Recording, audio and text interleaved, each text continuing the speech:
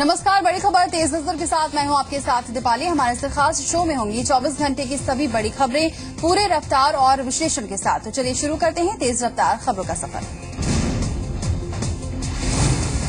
मुख्यमंत्री अखिलेश यादव ने आज अपने सरकारी आवास 5 कालिदास मार्ग से नोएडा, ग्रेटर नोएडा, यमुना विकास प्राधिकरण से जुड़ी 62 परियोजनाओं का शिलान्यास और लोकार्पण किया।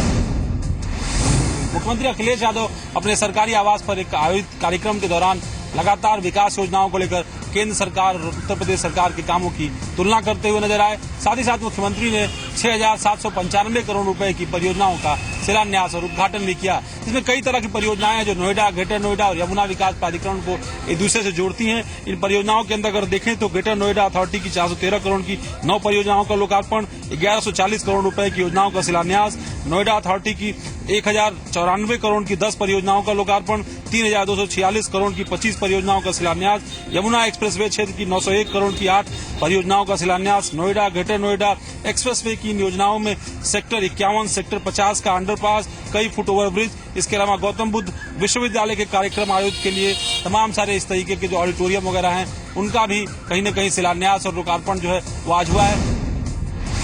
उत्तर प्रदेश के मुख्यमंत्री का ये मानना है इन तमाम विकास कामों को लेकर के आने वाले 2017 के चुनाव में उत्तर प्रदेश की जनता केंद्र सरकार और वर्तमान उत्तर प्रदेश की सरकार के कामों की तुलना करेगी, न कि चुनावी नारों की। महोबा की चरखारी विधानसभा के उपचुनावों के लिए मतदान आज शांतिपूर्ण संपन्न हो गया। पूरे दिन में लगभग 50% वोटिंग हुई।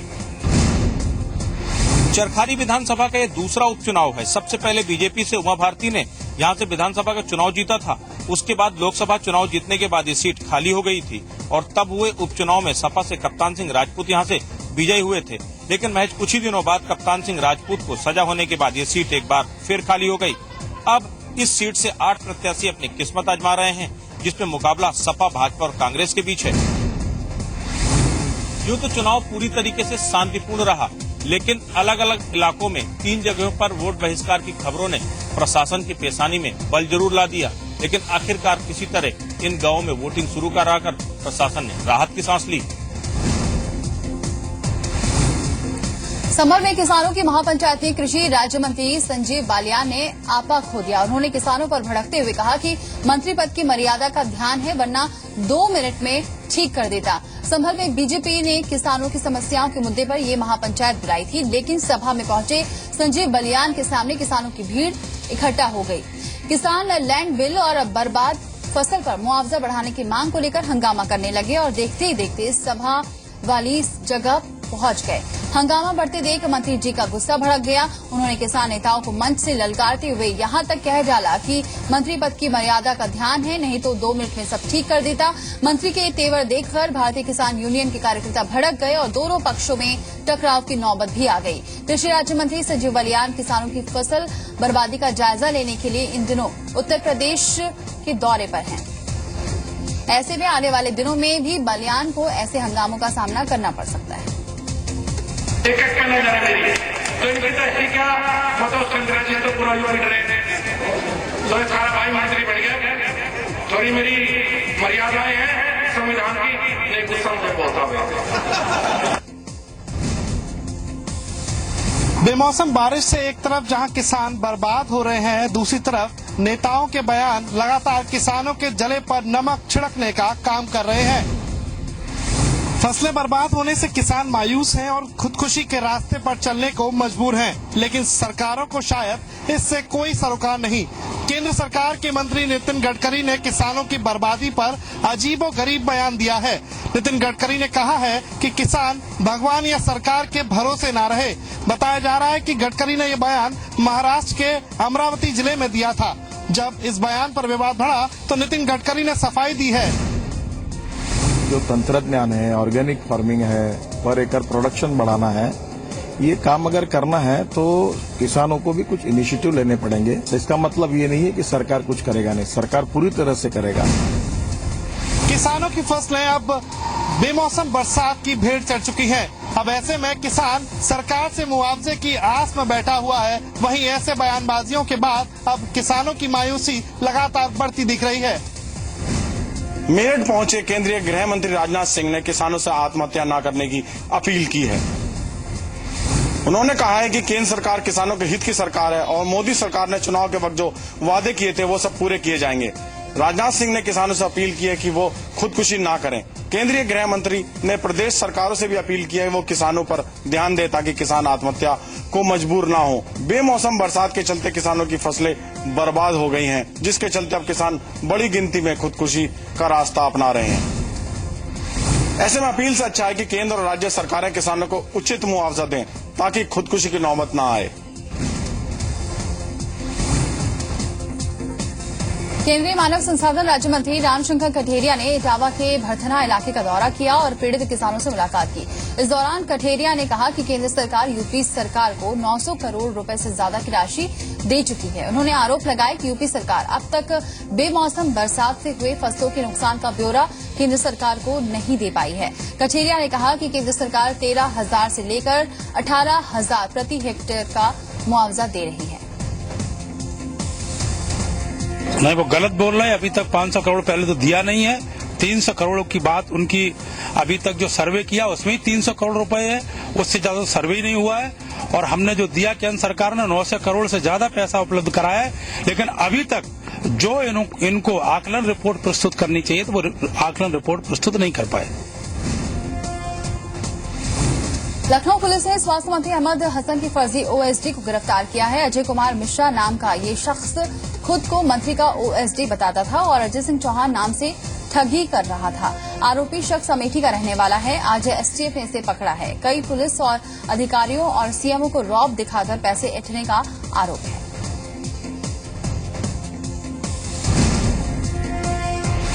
नेशनल ग्रीन ट्रिब्यूनल ने दिल्ली एनसीआर के ऐसे तमाम बिल्डरों के प्रोजेक्टों का काम रोकने का आदेश दिया है जो ट्रिब्यूनल के दिशा निर्देशों को फॉलो नहीं कर रहे हैं। ट्रिब्यूनल ने शुक्रवार को इस मामले की सुनवाई करते हुए दिल्ली सहित हरियाणा और उत्तर प्रदेश सरकार को निर्देशित किया है कि ऐसे तमाम बिल्डरों का काम तत्काल प्रभाव से रोक दिया जाए जो ministry of environment and forest 2010 के रेगुलेशन को फॉलो नहीं कर रहे हैं और एयर डस्ट का पोल्यूशन लगातार फैला रहे हैं। साथ ही साथ नेशनल ट्रिब्यूनल की बेंच ने उत्तर प्रदेश, हरियाणा और दिल्ली सरकार को एक दिन में स्पष्टीकरण देने की बात कही है। इस मामले को देखते हुए निवेशकों की मुश्किलें भी बढ़ती नजर आ रही हैं और निवेशकों ने अब बिल्डरों के खिलाफ प्रदर्शन करने का ऐलान कर दिया है। वहीं ये पहली बार है कि ट्रिब्यूनल ने इस मामले में बिल्डरों पर 50-50 हजार रुपए का जुर्माना लगाने की बात कही है। इलाहाबाद में आज फिर पुलिस ने प्रतियोगी छात्रों के ऊपर जमकर लाठीचार्ज किया है। प्रतियोगी छात्रों का यह मोर्चा अखिल भारतीय विद्यार्थी परिषद मंच के साथ मिलकर एक पैदल मार्च निकाल रहा था। इसी दौरान उनकी पुलिस के साथ झड़प हो गई और उसके बाद पुलिस ने उन्हें दौड़ा कर पीटा है। पुलिस ने उन छात्राओं को भी अपनी बर्बरता का निशाना बनाया है जो इस समूह में पैदल मार्च के साथ चल रही थी। छात्र यूपीपीसीएस की परीक्षा दोबारा कराने और आयोग में कायम भ्रष्टाचार की सीबीआई जांच की मांग कर रहे थे, तभी पुलिस के साथ उनकी झड़प हो गई। पुलिस ने इस मामले में दर्जनों छात्रों को गिरफ्तार किया है। सीओ लल्लन राय जी हैं, वो लाठी चार्ज चलाते हैं बच्चों पे।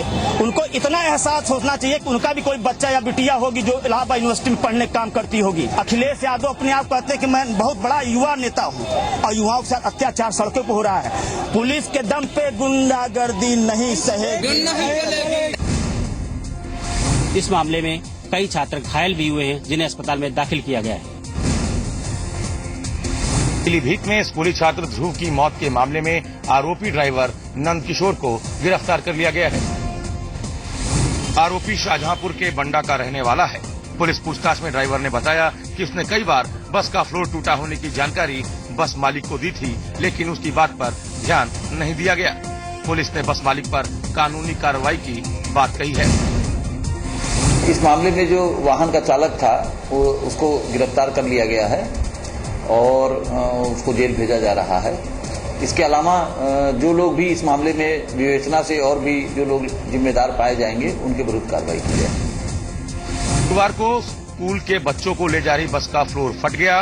ध्रुव बस के पिछले पहिए के नीचे आ गया, जिसकी वजह से उसकी मौत हो गई थी।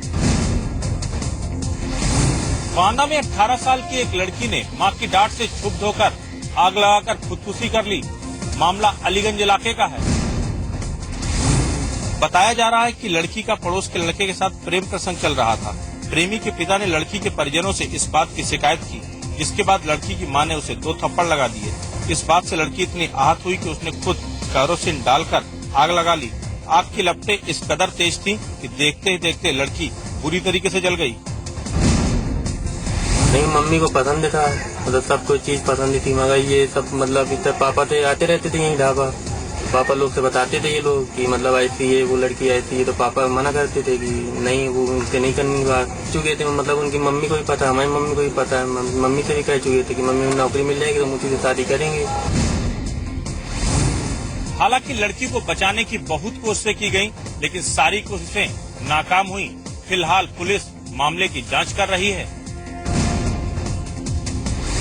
ग्रेटर नोएडा के यमुना एक्सप्रेसवे पे एक सड़क हादसे में 4 लोगों की मौत हो गई, जबकि 2 बच्चे जिंदगी और मौत के बीच जूझ रहे हैं।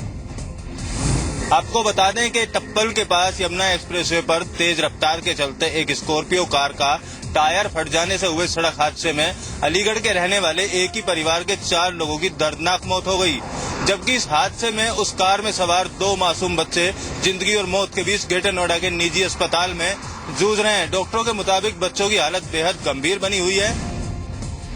में जो है 2 बच्चे बहुत क्रिटिकल कंडीशन में जो आईसीयू में भर्ती किया गया है, 4 लोग भी डेड बॉडी मॉर्चरी में है। लगातार लोगों की जान जा रही है, बावजूद उसके उत्तर प्रदेश सरकार और यमुना एक्सप्रेसवे प्रशासन इस तरफ कोई कदम उठाने को तैयार नहीं है। मुरादाबाद में करोड़ की जमीन घोटाला मामले में जी संगम की खबर का असर हुआ है। कमिश्नर ने पूरे मामले की जांच के आदेश दे दिए हैं। जिले के डीएम पूरे मामले की जांच करके 15 दिनों में रिपोर्ट सौंपेंगे।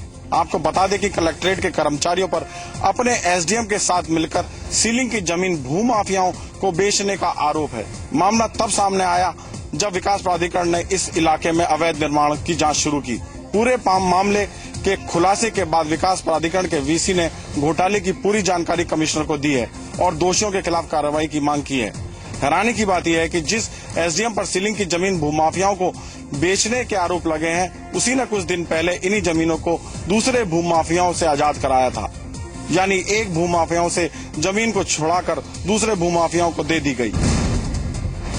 मामला सामने आने के बाद कलेक्ट्रेट के अधिकारियों और कर्मचारियों में हड़कंप मचा हुआ है। देखना होगा कि आरोपियों पर कब तक शिकंजा कसा जाता है। 100% विद्युतीकरण का दावा कानपुर महानगर में आकर खोखला साबित हो रहा है। यहाँ के तमाम इलाकों में आज भी लकड़ी के खंभों पर ही विद्युत व्यवस्था चल रही है।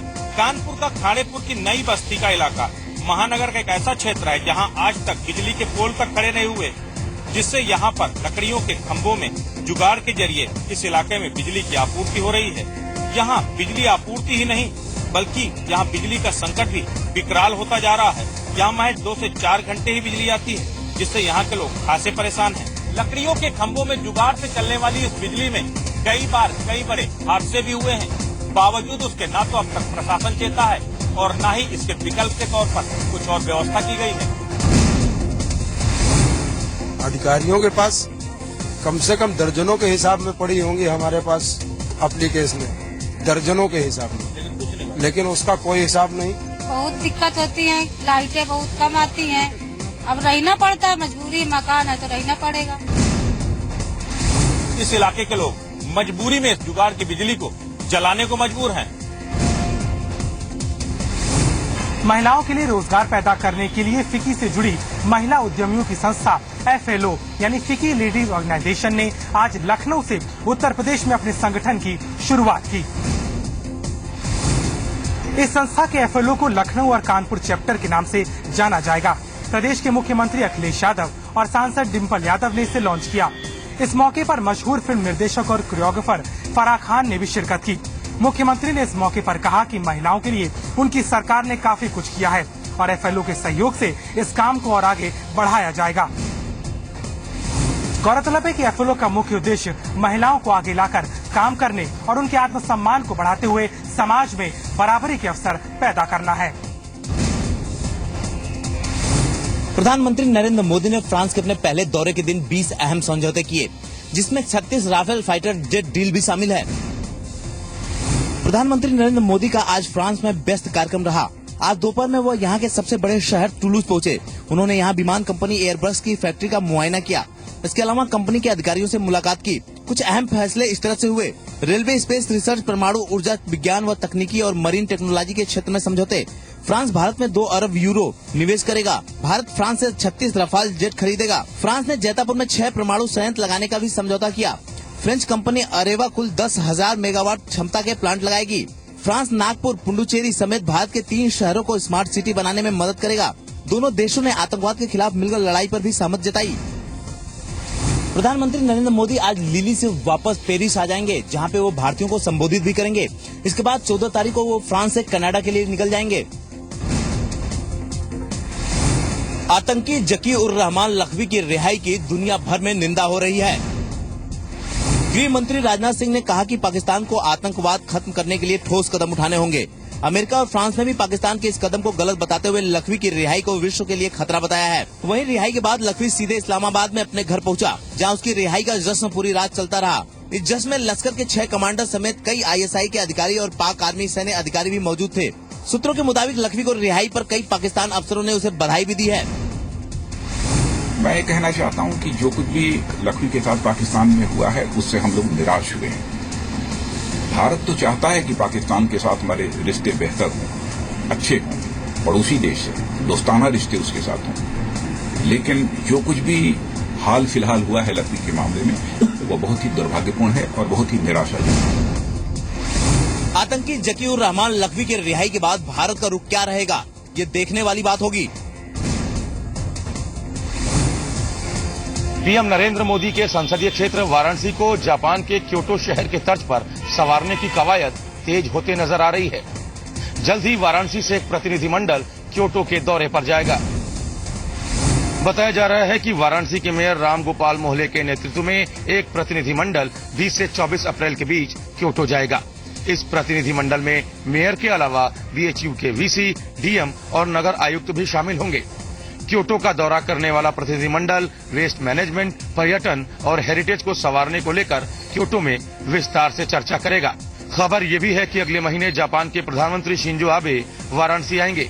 जापान और भारत के साथ साथ वाराणसी क्योटो के रिश्तों को और मजबूती देने के लिए जापान के PM भारत आएंगे।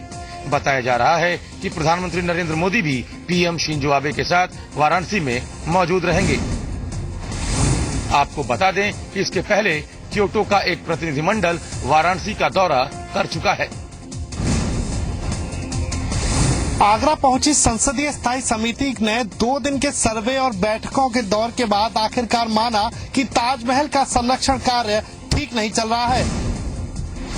साथ ही साथ उन्होंने ये भी माना कि पिछले सालों की तुलना में अब ताजमहल पीला भी पड़ा है। अश्वनी कुमार की अध्यक्षता में आगरा पहुंची पार्लियामेंट्री स्टैंडिंग कमेटी ने ताजमहल का सर्वे और संबंधित विभागों के साथ बैठक की, जिसके बाद समिति ने माना कि ताजमहल का संरक्षण और रखरखाव का कार्य ठीक नहीं चल रहा। ताज के संरक्षण को देखते हुए कहा कि आगरा के अंदर कॉमर्शियल डीजल वाहनों को प्रतिबंधित किया जाएगा, जिसके अलावा यमुना की गंदगी को रोकने के लिए भी निर्देश दिए गए हैं। इसके अलावा आगरा के आसपास के इलाकों में करीब 2.5 लाख पौधे लगाने के लिए भी निर्देश NGT के लिए जारी किए गए हैं। पार्लियामेंट्री स्टैंडिंग कमेटी के 2 दिन के सर्वे और बैठकों के दौर के बाद उन सवालों को मजबूती मिलती दिखी जिसमें कहा गया था कि ताजमहल के संरक्षण और रखरखाव का काम ठीक नहीं चल रहा है।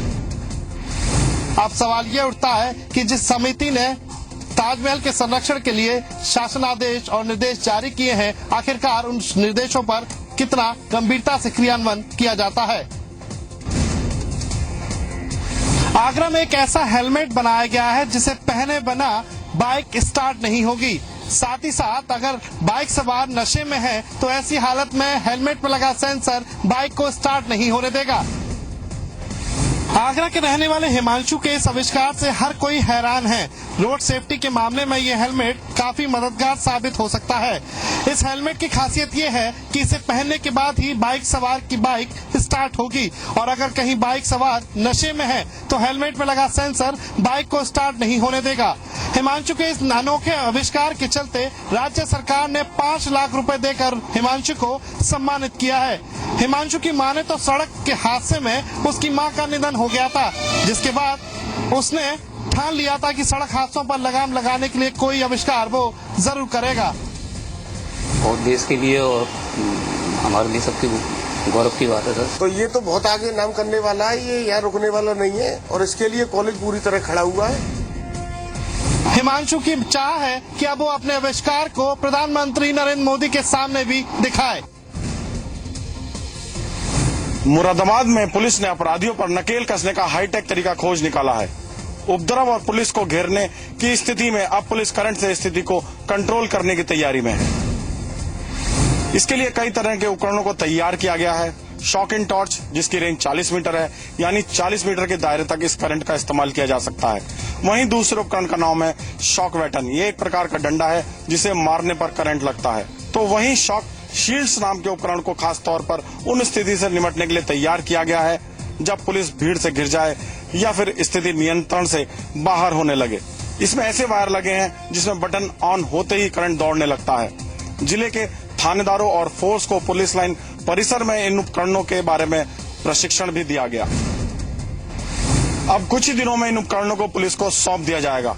इसके पीछे का मकसद आपराधिक तत्वों पर नियंत्रण के साथ असाधारण स्थितियों में पुलिस को नुकसान से बचाना भी है।